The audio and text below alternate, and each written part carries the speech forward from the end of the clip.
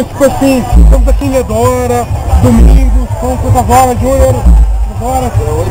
8 horas da noite, estamos aqui com meu amigo Luizinho de Lambari, Minas Gerais, está aqui conhecendo o ambiente, tipo assim, o que está achando do local, do ambiente, da pegada.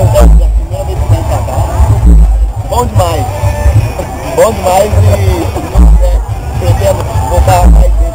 Pode, quero ver esse vídeo no YouTube. Então, você vem cá você agora, ele tá com medo, vergonha. Então, Luizinho, tipo assim, mas e aí? Estamos, tipo assim, ele adora que você achou a cidade meio...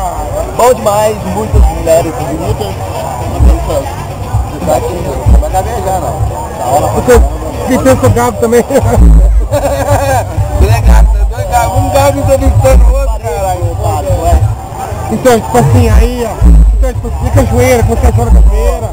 Achou a cachoeira, gostou? Gostou da cachoeira, né, cara? Muito bonito. Vamos aí, né? Vamos agora iremos matar a entrevista dos viadinhos de Edora. Tá, não. Olha, nervoso. Foi pelo viadinho de Edora. Muito obrigado. Valeu, fui.